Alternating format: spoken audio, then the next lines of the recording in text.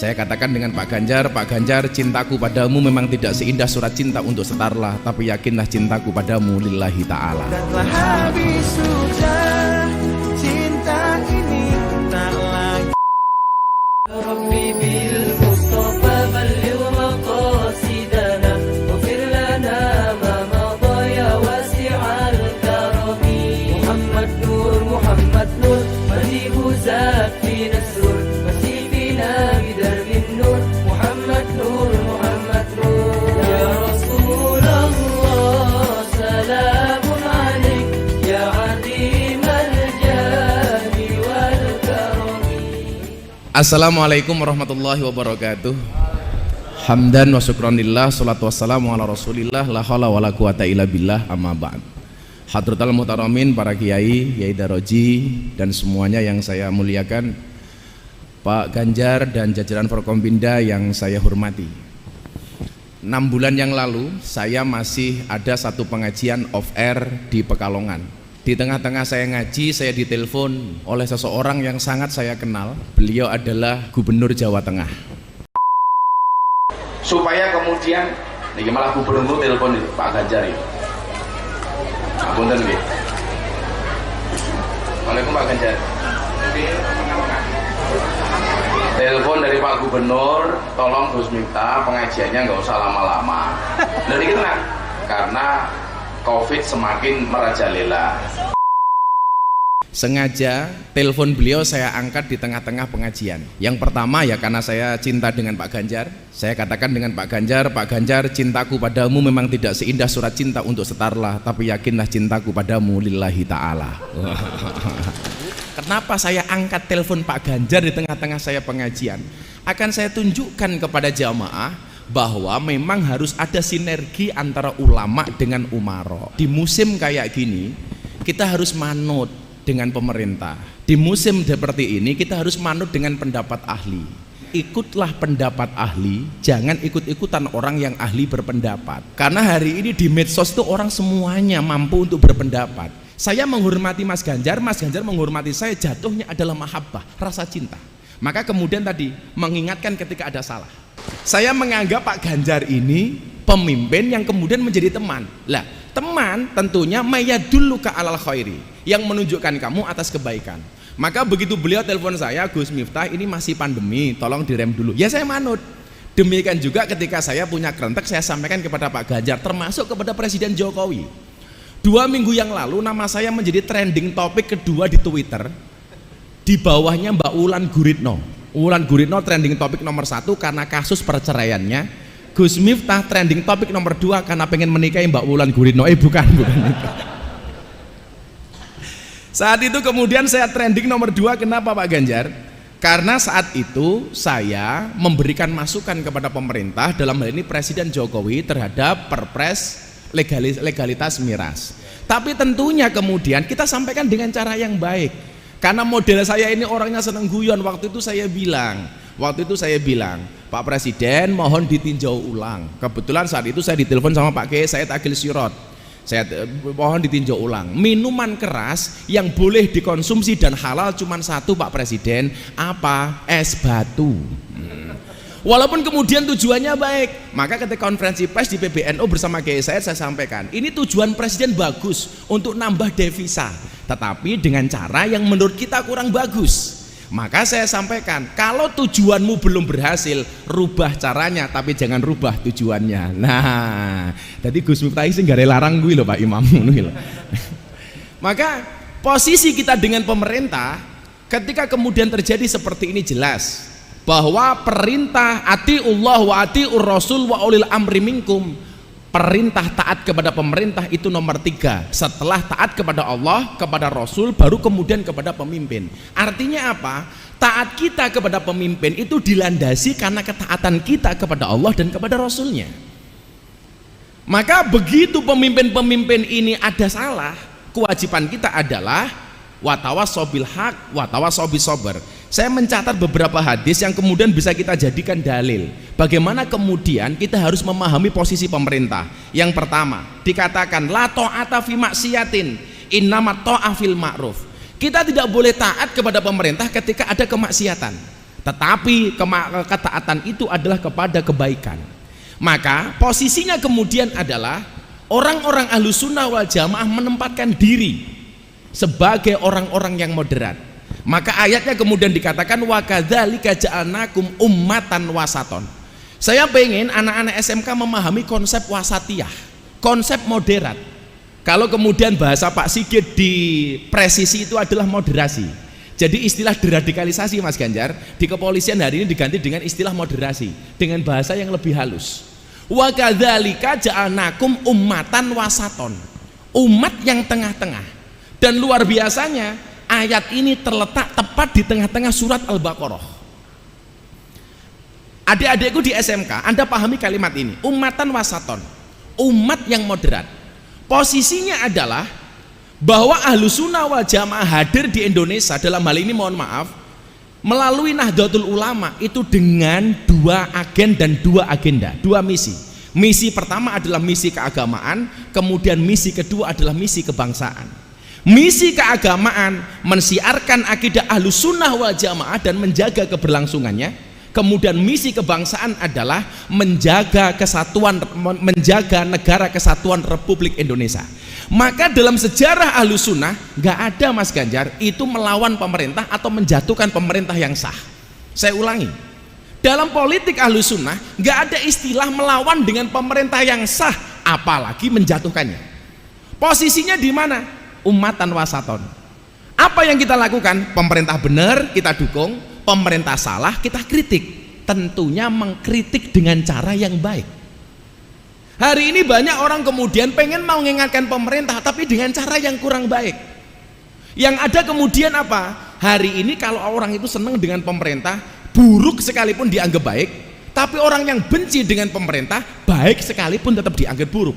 Contoh, Covid datang, minta vaksin. Vaksin datang, minta sertifikasi halal. Sertifikasi dari MUI datang, minta presiden duluan.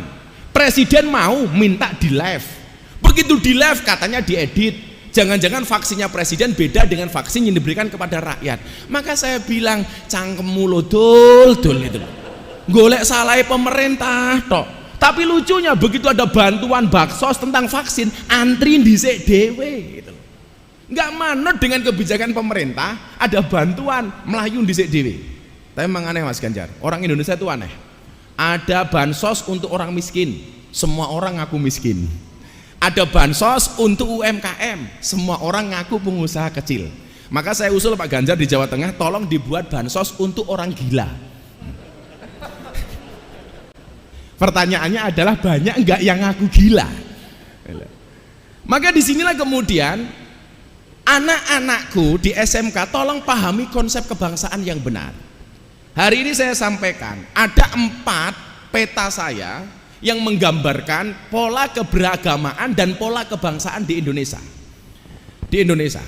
Karena saya memang komitmen betul dengan pandangan-pandangan kebangsaan.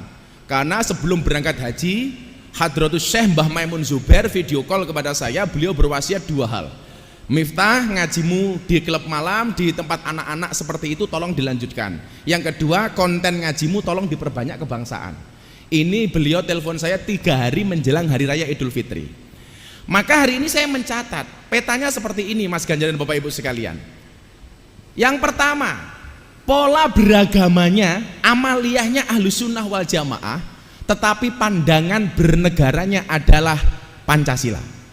Sekali lagi saya ulangi, amaliyahnya Ahlussunnah, tapi pandangan politiknya adalah Pancasila.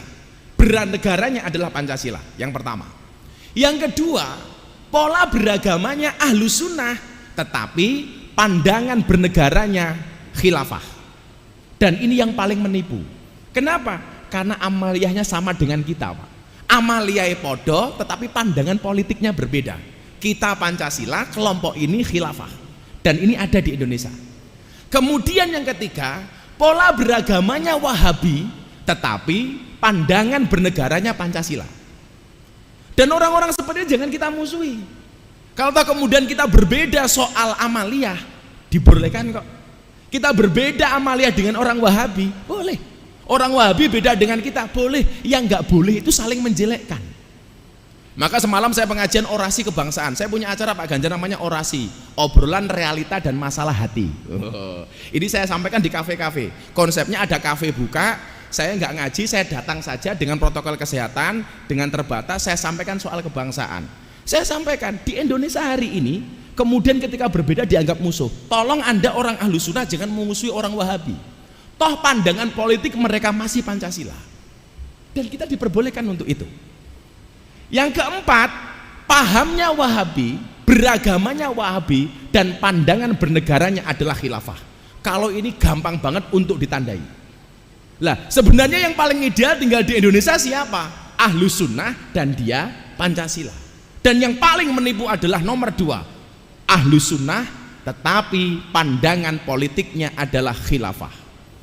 Maka saya tekankan, ketika acara terakhir saya dengan Pak Ganjar, kebetulan Pak Ganjar waktu itu nggak bisa hadir, nggak bisa rawuh karena ada Mbak Puan menerima Dr. Honoris Causa. Saya kaget, ada seorang guru di Kudus yang mengatakan apa? Indonesia itu kalau mau baik menjadi negara seperti Arab Saudi yang menganut paham khilafah. Saya tanya sama dia, Bapak ASN? Iya. Bajunya seragamnya ASN. Waktu itu yang hadir ada Bu ya? ASN. Debat sama saya di atas panggung Pak. Anda ASN? Iya. Dari mana Anda punya data kalau Arab Saudi itu khilafah? Di sana kan dasarnya Al-Quran dan Al-Hadis, benderanya la ilaha illallah Muhammadur Rasulullah. Saya bilang, Mas, dolanmu kurang adoh, turumu kurang bengi, kopimu kurang pahit. Kenapa? Arab Saudi itu bukan negara khilafah, tapi negara al-mamlakah, kerajaan yang konsepnya beda dengan khilafah. Maka kemudian saat itu Mas Ganjar, saya ngelus dodone istri saya. Ya Allah, ASN masih ada yang berpaham khilafah.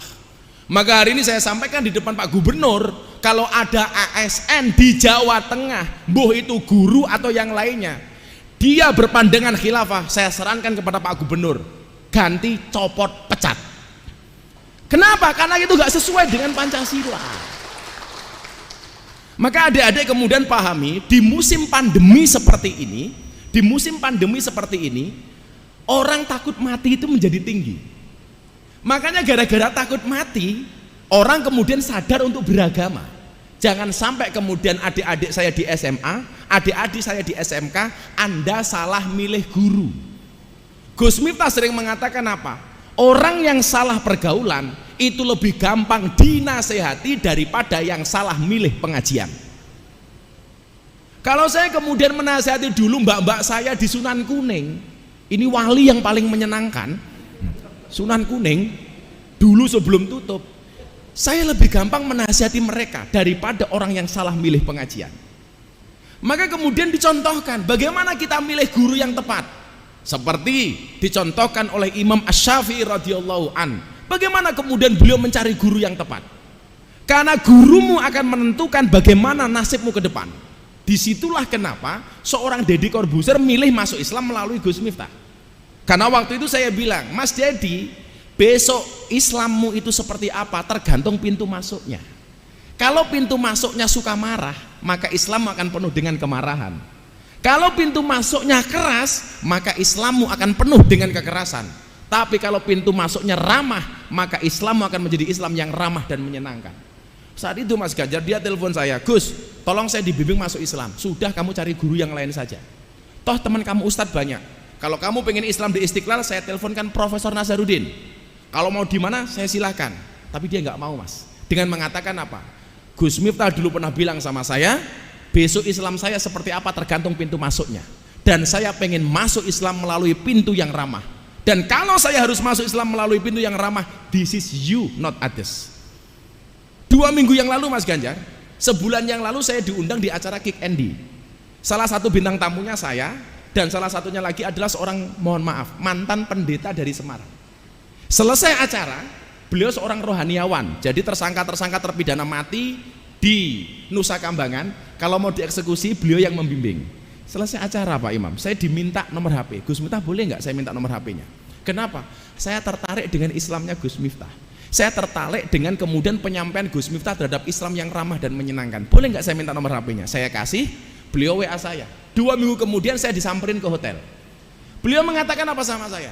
Kalau Gus Miftah bisa menjawab pertanyaan saya masuk Islam. Tak marahin, jangan masuk Islam Bu. Kenapa? Jadi orang Islam itu berat Ferguson, berat. Cukup aku saja, kamu gak akan kuat. Tapi ternyata dia ngeyel Mas. Akhirnya dia bertanya satu pertanyaan. Pertanyaan beliau waktu itu adalah, dari mana Gus Miftah yakin yang dipotong oleh Ibrahim itu lehernya Ismail bukan Ishak? Dari mana Anda bisa meyakini? Karena dalam Al-Quran itu nggak ada nama Ismail di situ, yang dipotong Ismail. Dari mana Anda meyakini? Kalau Gus Miftah bisa meyakinkan saya bahwa yang dipotong itu adalah Ismail dengan dalil yang tepat, saya masuk Islam. Saya terangkan 20 menit, akhirnya dia mengatakan ini yang sari jawabannya, dan saya menyatakan masuk Islam.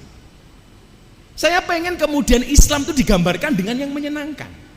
Maka saya mengatakan orang non-Islam itu tidak melihat Quranmu, tidak melihat hadismu, tidak melihat kitab sucimu, tetapi orang non-Islam melihat akhlak dan perbuatanmu. Kalau kamu pengen mengatakan Islam ini agama yang baik, tunjukkan akhlak dan perbuatanmu yang baik.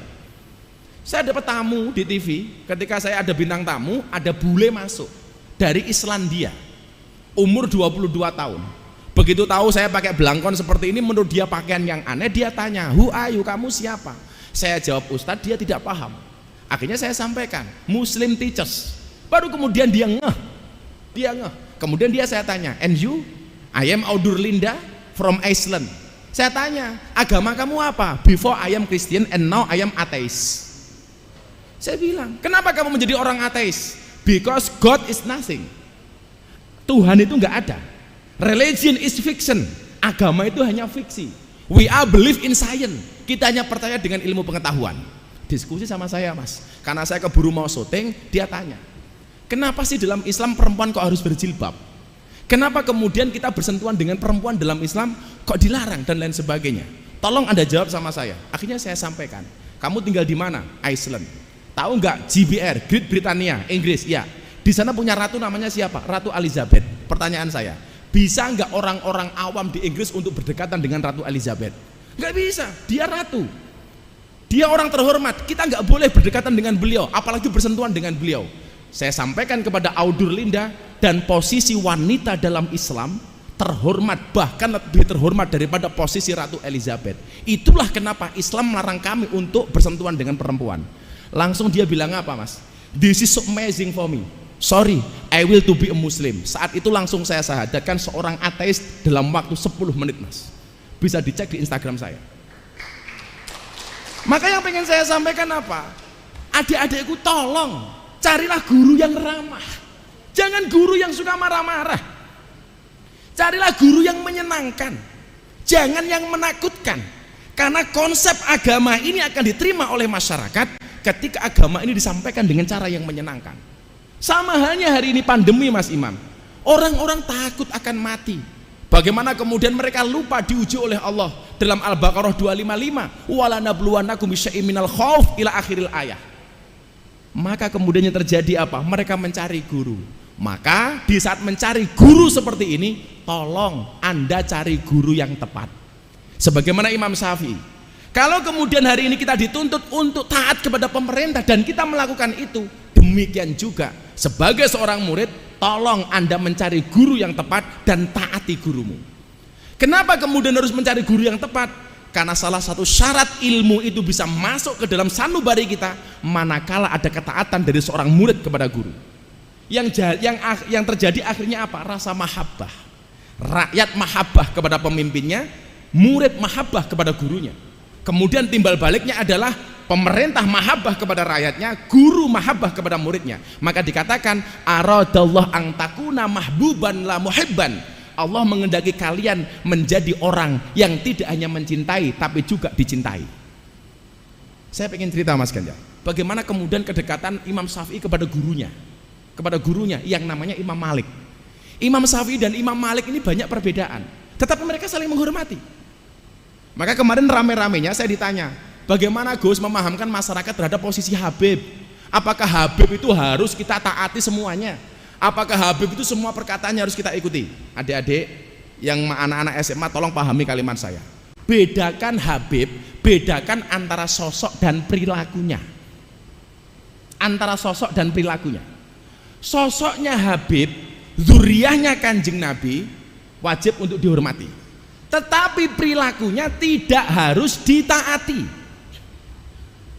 Maka saya nggak mau ada istilah kriminalisasi Habib, nggak ada kriminalisasi ulama, karena hukum itu yang dilihat bukan sosoknya tetapi perilakunya. Kalau perilakunya salah maka harus ada proses hukum. Sosoknya bisa siapa? Ya bisa Habib, bisa kiai, bisa pejabat. Maka kemudian bahasa kriminalisasi ulama ini justru, mohon maaf, ini bahasa yang kurang tepat. Kriminalisasi ulama itu Pak Ganjar kalau ngundang kiai mulai nggak diamplopi, lah itu kriminalisasi. Itu melanggar KUHP pasal 378, penipuan. Sebenarnya dikasih Gus cuma sedikit, beda lagi pasalnya 335, perbuatan tidak menyenangkan.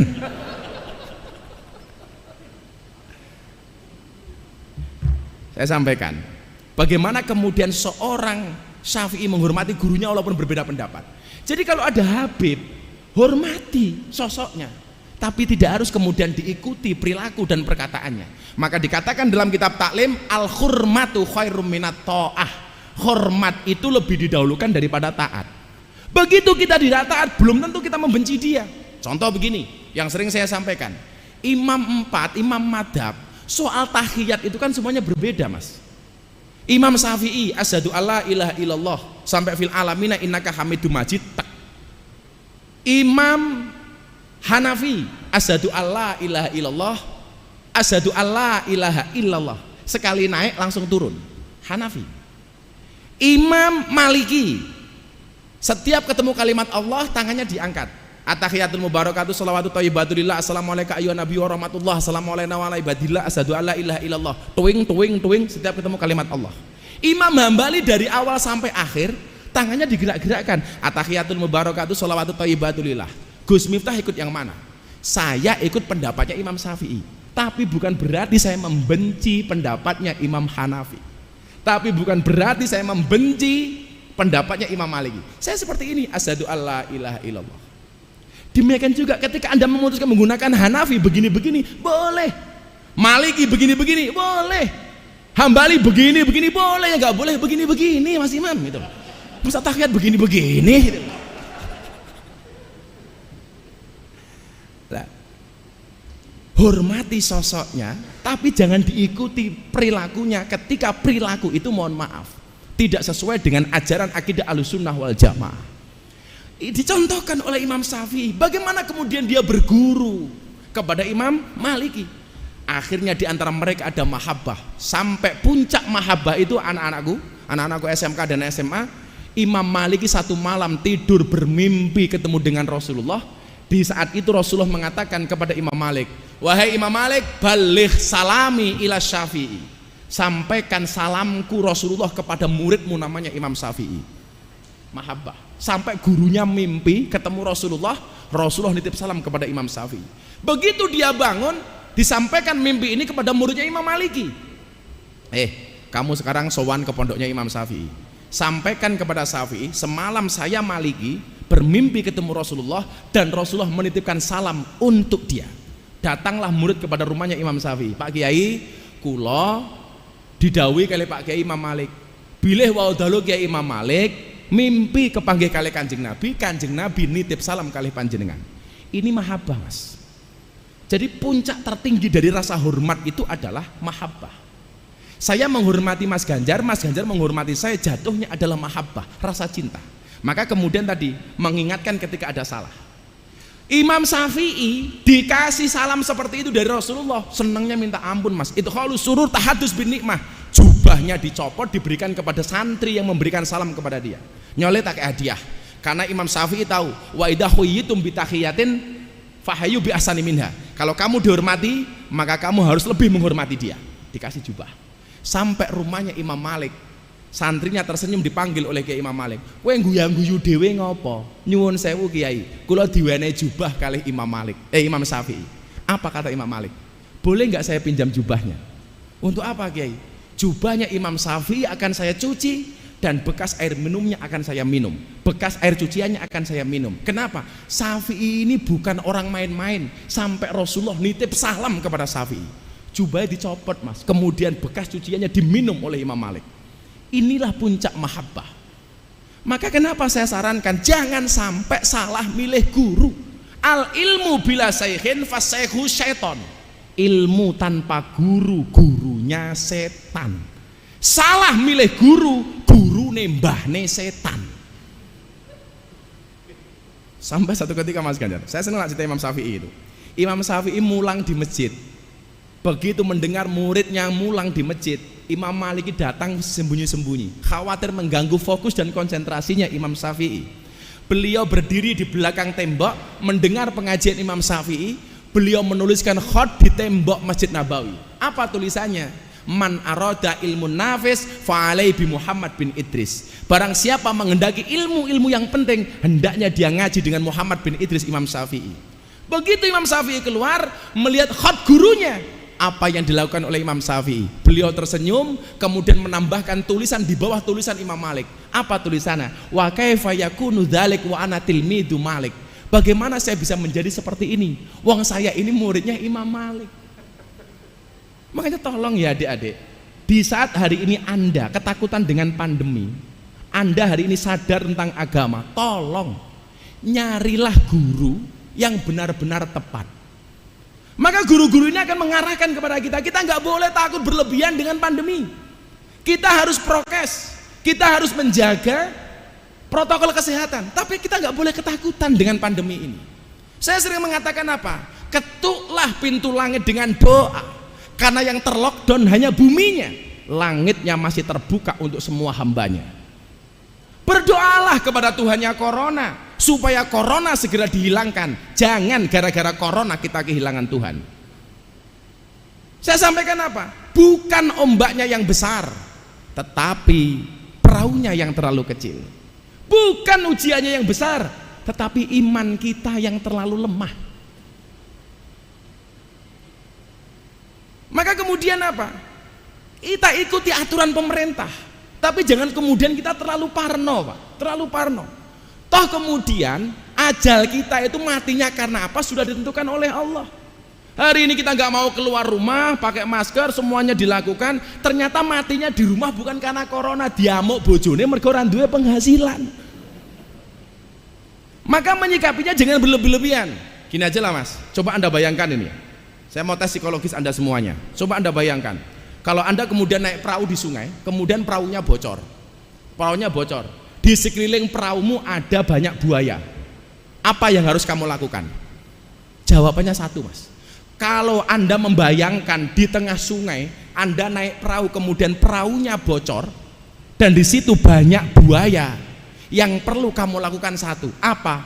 Berhenti membayangkan. Ya, berhenti membayangkan. Saya mencatat begini, kecemasan adalah ilusi buruk tentang masa depan. Daripada membuang waktu kita untuk cemas terhadap apa yang belum pasti terjadi, lebih baik mempersiapkan diri untuk menghadapi. Makanya kenapa kita butuh simulasi-simulasi. Saya ulangi, saya tuh kebetulan hari ini paling seneng Mas membuat quote-quote. Kayak saya kemarin acara di TV terakhir sama Mas Sandiaga Uno. Saya tanya, Mas Sandi suka apa olahraganya? Lari, bersepeda, apa jalan? Dia bilang, saya suka lari Gus. Kalau Gus Miftah, saya lebih suka jalan. Kenapa Gus? Karena hidup tentang perjalanan bukan pelarian. Makanya kalau adik-adik lihat Pak Ganjar sukses seperti ini, Anda jangan lihat suksesnya. Ingat, sukses itu melalui banyak proses, bukan melalui banyak protes. Maka kalian harus tahu kenapa keringat itu asin. Jawabannya sederhana. Kenapa keringat itu asin? Karena dalam perjuangan nggak ada yang manis. Pak Imam, tambahi. Saya ulangi ya. Kecemasan adalah ilusi buruk tentang masa depan. Daripada Anda membuang waktu untuk cemas terhadap apa yang belum pasti terjadi, lebih baik mempersiapkan diri untuk menghadapi. Maka ketika Allah memberikan ujian yang berat, Allah tidak memerintahkanmu untuk mencari jalan keluar hingga penat, tetapi Allah memerintahkanmu untuk sabar dan sholat. Dia tidak memerintahkan kita untuk mencari jalan keluar hingga penat, tetapi Dia memerintahkan kita untuk sabar dan sholat. Hadapilah nikmat dengan syukur, terimalah musibah dengan sabar. Maka kalau gitu kita lakukan, insya Allah kita fine-fine saja. Kalau kemudian hidupmu diselimuti banyak masalah, berbahagialah, berarti Anda manusia. Karena kalau diselimuti kelapa berarti klepon. Disinilah kemudian kita harus optimis, karena fa inna ma'al usri yusra. Karena setiap kesulitan pasti akan ada kemudahan. Di lain itu Allah memberikan semangat dalam surat At-Taubah 40, la tahzan innallaha ma'ana. Jangan kamu bersedih. Kenapa? Karena Allah bersama kita. Lebih dari itu dikatakan la yukallifullah nafsan illa wus'aha. Allah tidak memberikan beban melebihi batas kemampuan kita. Ingat, kesedihan itu akan membesar ketika diomongkan, tapi kesedihan itu akan semakin mengecil ketika dirahasiakan. Kita contoh akhlaknya Rasulullah. Rasulullah itu kalau senang ngomong, kalau susah diem. Warganya Pak Ganjar sebaliknya, kalau seneng diam, kalau susah ngomong. Lan duwe duit meneng, ran duwe duit bengok-bengok. Wonge ya teko. Ya nganggo blangkon. Maka barangkali itu Mas Ganjar yang ingin saya sampaikan kepada adik-adik semuanya. Bagaimana kemudian kita menghadapi musibah ini dengan penuh optimisme. Insya Allah saya belajar dari karakteristik orang berpuasa. Orang berpuasa itu haus, lapar, dahaga. Tetapi kenapa orang berpuasa mau bersabar? Jawabannya satu. Orang berpuasa itu walaupun haus, lapar, dahaga, kenapa mereka mau bersabar? Jawabannya adalah karena orang berpuasa yakin adzan maghrib pasti datang. Terima kasih. Assalamualaikum warahmatullahi wabarakatuh. Punya spirit kebangsaan yang bagus, menyampaikan dengan enak, dengan guyon, tapi makjeleb keliling ke anak-anak muda, pelajar biasanya sering bareng sama Gus Miftah. Tapi karena kondisi seperti ini tentu tidak bisa melaksanakan secara luring, dan hari ini kita laksanakan secara daring. Mungkin nanti di Ramadan juga bisa kita lakukan. Ya mungkin hybrid begitulah, luringnya dikit, daringnya bisa lebih banyak. Tapi jangan berhenti, karena ini bagian dari ikhtiar kita mencoba mencari jalan keluar agar aktivitas semacam ini tetap bisa jalan dengan baik. Yang selamat menghadapi pandemi ini bukan yang kuat, bukan yang punya banyak duit, bukan yang paling sehat. Tetapi yang akan selamat adalah mereka yang paling bisa beradaptasi dengan semua perubahan yang begitu cepat. Insya Allah kalau kita mampu beradaptasi, kita akan selamat. Ya alhamdulillah minimal tahun ini tidak sehoror tahun kemarin lah. Ini karena ada persiapan setahun, kemudian ada banyak simulasi dan vaksin kita doakan semakin cepat. Makanya kemarin Mas Ganjar saya motong 2 sapi. Saya syukuran karena Pak Jokowi memberikan vaksin gratis kepada masyarakat. Dan kita harapkan vaksinnya akan lebih dipercepat sehingga keadaan bisa kembali pulih dan normal. Amin.